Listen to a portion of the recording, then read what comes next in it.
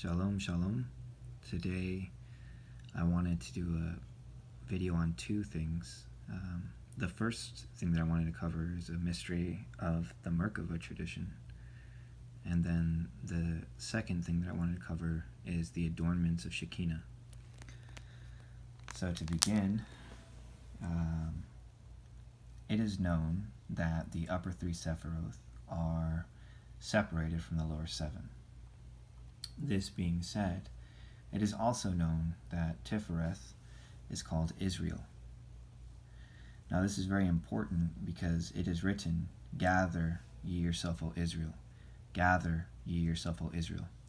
Now what does this mean?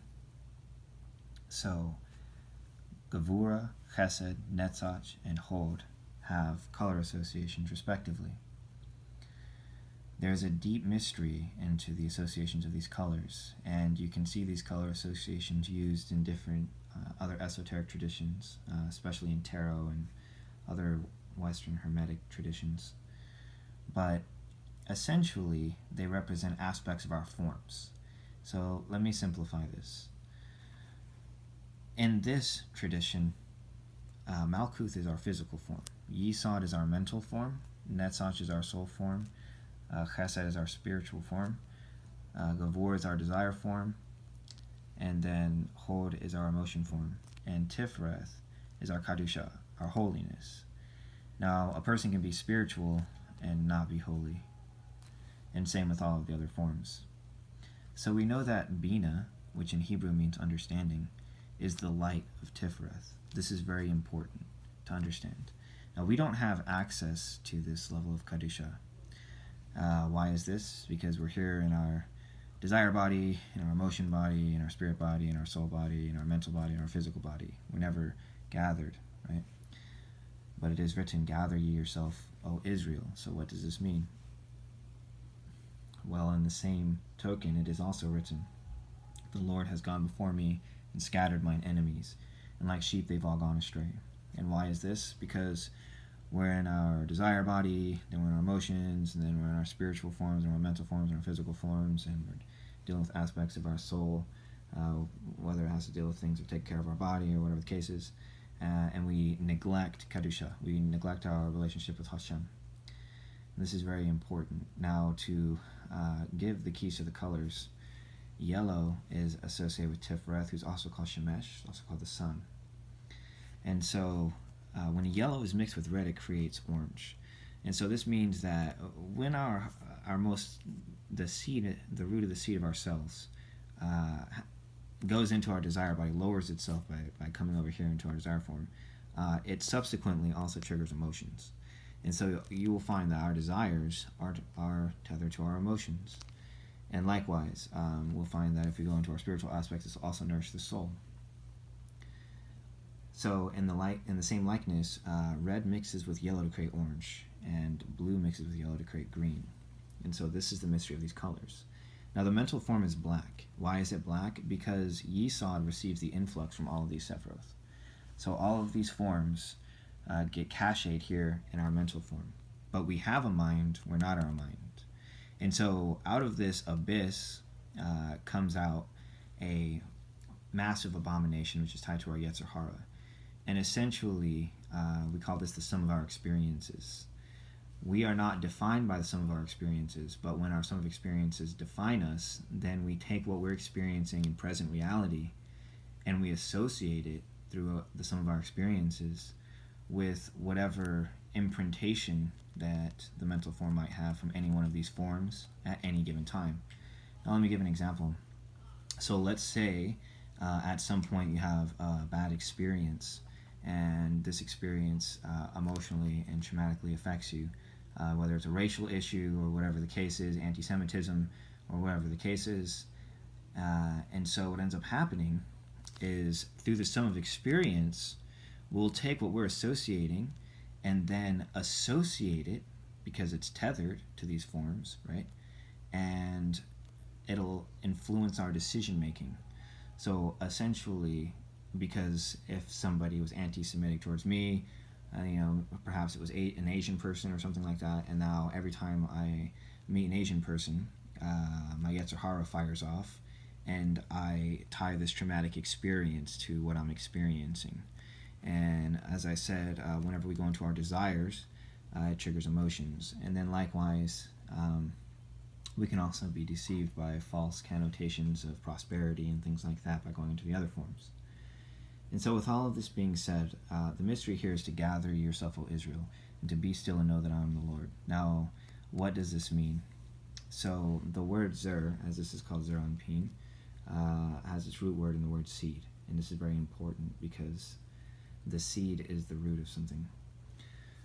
So Bina, as we know, is the light of Tifereth, and Bina is understanding, and its association and connotation is with the word. So the mystery here into gathering yourself, O Israel, is to be still and know that I'm the Lord. And in order to do that, we have to be able to adorn Shekinah, which is the second part of this video. So the second part of the video is practical application on to how we can actually do this. In a prior video, I gave the revelation of this cross, and this is the rose, and its inner meanings. Now, do not be confused and look at these as letters, and do not be confused and look at this as a language either. These are just images, and these images are vessels. What's important is the essence of the vessel.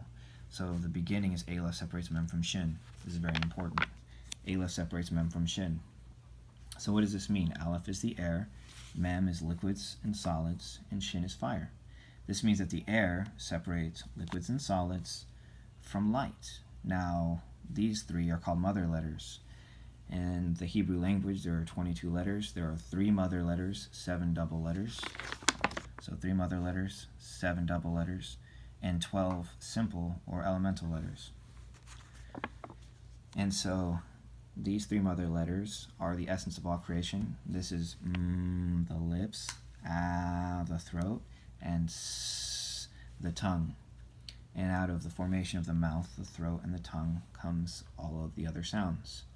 So this first principle is that Aleph separates Mem from Shin. This is the secret of the shewbread separated from the menorah by the altar of incense. So what is this like? This is why our head that sees the light is separated from our stomach that processes liquids and solids by our lungs that breathe the air. And likewise, this is why our face, our eyes will be utilized to see the light, our nose breathes in Aleph, and our mouth takes in liquids and solids. And this is going to be every creature in existence, no matter what creature it is, no matter if it was a dinosaur, an alien, a demon, an angel, it will all be Aleph separates Mem from Shin. Its body will be Aleph separates Mem from Shin. Its face will be Aleph separates Mem from Shin. An insect, a fish, doesn't matter. The environment, the land and the sea will be separated by atmosphere from the sun. Aleph separates Mem from Shin. Likewise, every planet in existence will be a body of liquids and solids separated from a centralized star, which is Shin, by Aleph, by space. So Aleph separates Mem, liquids and solids, from Shin, a star. I could go a planet 1,000 light years away, and it's going to be Aleph separates Mem from Shin. And this is going to be in this corner of the universe and in every corner of the universe. And every plant in existence will be Aleph separates Mem from Shin. It will utilize photosynthesis. Every plant will receive its color from the light. Its leaves will convert atmospheric substance, and its roots will go into the earth and draw water. Aleph will separate Mem from Shin in all of these instances, in every plant in existence, whether a blade of grass, a tree, a bush, an underwater piece of kelp, it will all follow the same principles, utilizing what light it can reach. Likewise, as with the trees, they will be Aleph separates Mem from Shin for the prior described reasons. Every reptile, Aleph separates Mem from Shin.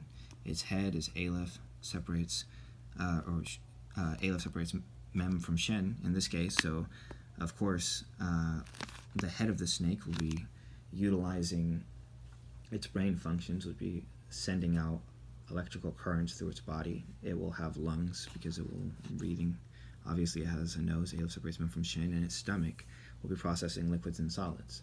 And every living creature is going to be like this, no matter if it's a reptile, or if it's an insect, or it's an ox. Its eyes are going to be on top of its nose is going to be on top of its mouth. whether it's a bird, eyes are going to be on top of the nose is going to be on top of the mouth. And the same thing is going to be, in this case, this is the Egyptian god Thoth, the god of wisdom. Whether it's a god or whatever the case is, an angel or a demon or whatever the case is, it's all Aleph separates men from Shin. It is all created by the Divine One. So here we have an insect. Eyes on top of the nose on top of the mouth. Aleph separates men from Shin. It's going to be the same with the body as well. And the mystery of why there's Aleph separates men from Shin in the head to Aleph separates men from Shin in the body will be revealed in just a moment. It's going to be with every mammal, every lion, in this case, so Aleph separates men from Shin.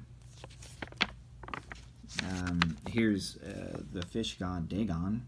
It's the same thing. Aleph separates men from Shin. It doesn't matter whether it's the enemy, whether it's Satan, whatever it is, it's going to be Aleph separates men from Shin, because it will abide by these principles.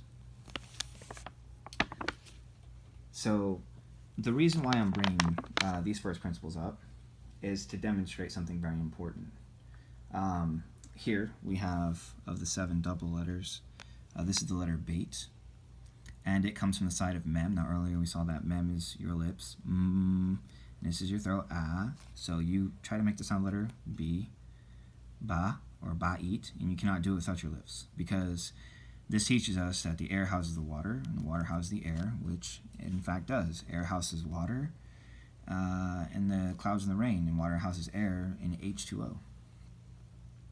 So these are principles of creation that we're analyzing and we're looking at. And if we want to look at the letter B, which is letter Beit, as a practical application, we can look at it in the word breath. Breath is air that houses water. And then likewise, we can look at the word bubble, which is water that houses air. And this is very important because letter B has this association, and we see it like in the word body, which is mainly made out of water, a baby. So it's born in the water. The word womb ends with a B because of the water. Our blinking, which is water, and many other different instances of this case. So this is to demonstrate principalities in creation. And so how do we adorn Shekinah? We adorn Shekinah, which is the essence of finality, the daughter of infinality, by giving the garments of the mother, which are the truths of the infinality, and applying them to reality. So the question here, for example, is when I look at a lion, or I look at a dog or a cat, or any kind of animal, do I see these principles? Do I see Hashem? Do I keep the Lord before me at all times? Do you see Aleph separates men from Shin when you look at this creature? Or do you see Aleph separates men from Shin when you look at an insect? Because if you don't see Aleph separates men from Shin when you look at these things, then you cannot see God. You cannot see Hashem and the divinity inside of these things. And as a result, we end up slaughtering these animals. We end up destroying their environments, paying no regard to any of these things, and wasting away and killing our planets, thinking that we're somehow separated from everything else, when in actuality is the farthest thing from the truth. So in the Hebrew language, there are 22 letters. And there is an ancient cipher which has to deal with the 231 gates, which I'll reveal here. So these gates essentially have to deal with the first creation, which deal with an 11 Sephirithic system, even though Da'ath itself technically is not a Sephiroth. But there are 22 letters in the Hebrew alphabet. This means that there are 11 fronts and 11 backs. This is very important. Now the link here is Kaf to Lamed. And so what does this mean? This means that there's a tree on top of a tree. And what is this like? Well, this is like a tree to our face. So Kether being the totality, Hokmah and Bina being the two aspects. We had to analyze Da'ath. Then Chesed Gevurah, the eyes. Tifreth is our nose. Netzach and Hod is our ears. Yesod associated with our mouth. Malkuth is associated with the voice and throat. So in the same likeness, we see the tree to the body. And so as I stated there, there's a tree on top of a tree. There's a tree on top of a tree. A tree on top of a tree. And in Genesis we read something very interesting. We read that the serpent will bruise his heel and he will smash the head of the serpent. So what an interesting thing to say. We also read that Jacob came holding on to the heel of Esau. It's just another very peculiar thing to say. But I digress. The principle here is, as is demonstrated, a tree on top of a tree. So we have a tree to the face, to the tree of the body. This is going to be everything in existence. This is going to be everything in existence. Whether it's a worm, whether it's an insect, whether it's a reptile, a lizard, whether it's a dinosaur, whether it's Godzilla, it doesn't matter. Whether it's King Kong, it doesn't matter. It's all going to be Aleph separates mem from shin. And as an example with all of these different animals and birds and creatures, we're going to have a tree to the face, to a tree to the body, tree to the face, to the tree of the body, because we're going to have 2 halves of a brain, 2 ears, 2 eyes, gathered in the nose into the mouth. And it's going to be Aleph separates mem from shin. It's going to be eyes on top of the nose on top of the mouth. And it's going to be head on top of the lungs on top of the stomach. And it's going to do the same thing with every living thing. Even this insect here is a tree on top of a tree. It's going to have 2 halves of a brain, 2 eyes, ears, nose, and the same thing is going to happen to its body. Its head, which utilizes the light, is going to be on top of its lungs on top of its stomach. It's going to be the same thing with lions, mammals, and all kinds of different fish, and all of these different things. Because before creation is principality, and principles existed before creation. And this all is the mystery of the Temple of Solomon and the Tabernacle of Moshe. The Temple of Solomon and the Tabernacle of Moshe is Aleph separates mem from shin. So in order for us to gather yourself, O Israel, you must keep the Lord before you at all time. And you do this by the light of Bina. And the light of Bina is the understanding or truth of the word. This is not to be associated with some type of mindset or some kind of delusional mental process. This is beyond that. We're talking about divine truths. And when these divine truths are reapplied back into reality, into the existence that we're inside of, then can you see the divine principles when you look at an animal. And then can you keep the Lord before you at all times. And then can you see the beauty and the glory of his creation. But if not, then we're subjected into judgment, and we're subjected into possibilities and all these other different things that are chaos and eventually override our sense of reason. So with all of this being said, I want you guys to take away from this video, if you guys take anything away from this video, the principles that I'm talking about here. Seeing these things in creation and seeing them in the environment around you. Go outside, look at the grass, Aleph separates mem from shin. Look at the trees, Aleph separates mem from shin. Look at the planets, Aleph separates mem from shin.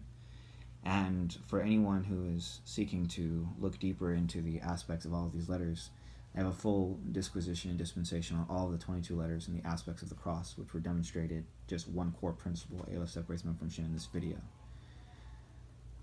With this being said, adorn reality with truth.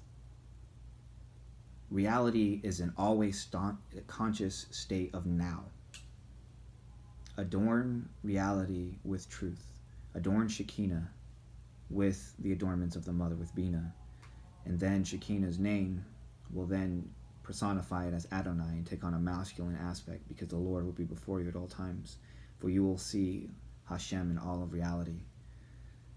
So with this being said, Yom Tov, Selah.